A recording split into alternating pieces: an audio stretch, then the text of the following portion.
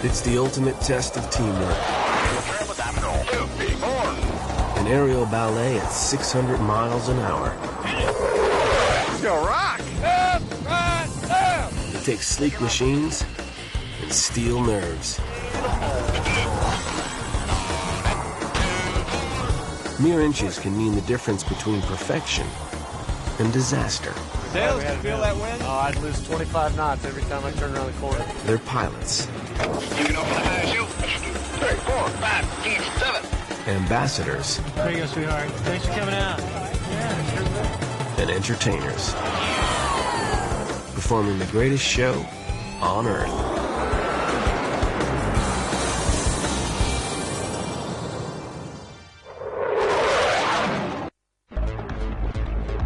With just weeks before their first show, the Thunderbirds work on ironing out the kinks in their routine, flying lower, closer, and smoother.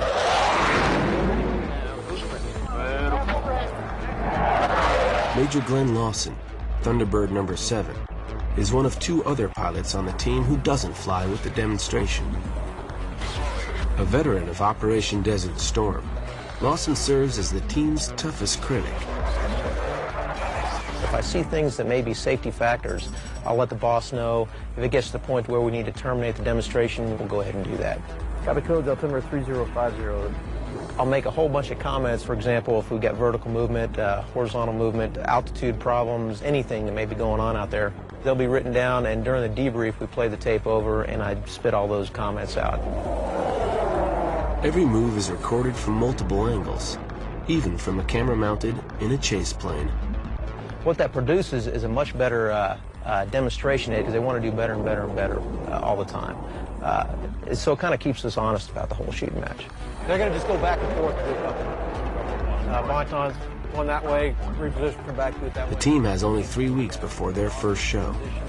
Problems still exist to the trained eye. The crowd looking out at that show today probably wouldn't know that there's a thing wrong with it. Get in there, glide. Get on in there. Atta boy. What you'll see right now is number 3 will be doing a little bit of this vertical movement that you can catch. And then number 6, when he pulls it in there and now has to start flying real tight and real precise formation, there's a little bit of movement there. Okay, man, what I'd like to do now is just go through and practice a couple of diamond rolls, and then we'll call it a day. Got it, boss.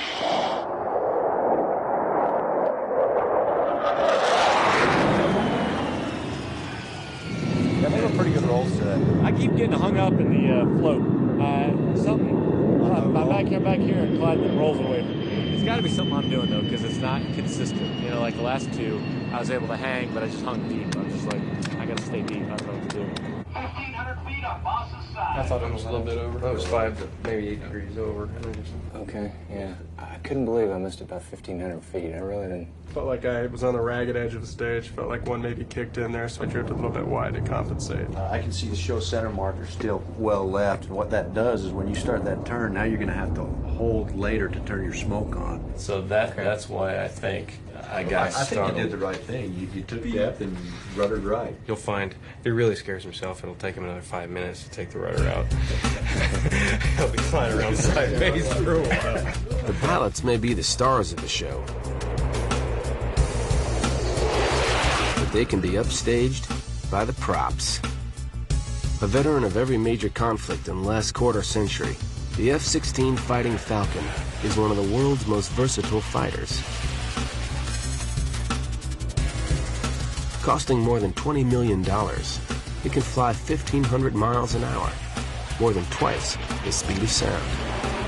At full vertical, it can climb 500 feet per second and reach an altitude more than 9 miles high.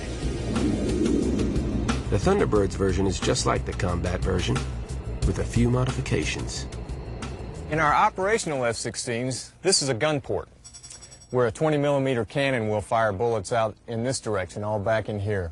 Of course, we don't use that when we fly air shows around, so instead of this, we replace the gun system with our smoke oil system. We take oil and dump it into the exhaust system, and that's what provides the beautiful white smoke that you see during our demonstration. Smoke off ready now, right there. For all its beauty, the F-16 is a war machine, built to hold its own against anything the enemy can throw its way. One of the capabilities we keep is that we will transition our fleet to being a combat-ready fleet within 72 hours. It requires an enormous amount of work to do that, but we do that because we fly frontline fighters, and should the need ever arise to where these need to be on the front line and go to combat, we'll make them ready to do so. Over the years, as engineers develop faster planes, they put more pressure on the pilots. Or lifter. G-load, the force placed on a pilot, can reach 9 times the force of gravity. An average person without training will pass out around a G-load of 4. Now, you guys pull a lot of G's, and high blood pressure can be a good thing while you're up there to keep you from passing out, but it's not so good if you have it on a daily basis. You know. Keeping everyone ready to fly is a full-time job. Equally daunting, keeping all the jets ready to go at a moment's notice. A little bit more that way. Okay, let's come forward. To keep this high-tech road show humming, the Thunderbirds team includes more than 100 enlisted members working day and night behind the scenes. The most visible are the aircraft maintainers and crew chiefs. 1, 2, 1, 2, 3. Like the pilots, they go through a training season. Their choreographed ground show is part of the public performance. Good morning, guys. Good morning, sir. Okay, just a few notes, fellas, before we get started. Today, we told all the jets in. Everybody's going to paint touch-up this weekend. The day starts early, precisely at 3 a.m. As far as the readiness of the Thunderbirds goes, it's very important to us. It's not like a regular training mission. If you go out and you happen to miss the sorties for that training mission, you could always make them up on a different day. Here, when it's time to do a show, you only get one shot at it. We have to be ready. Thunderbirds, 10 hut. Just as the sun comes up, the pilots arrive for their first sortie of the day. Good morning, sir. How you doing, man? Hey, sir. How's it going? Good.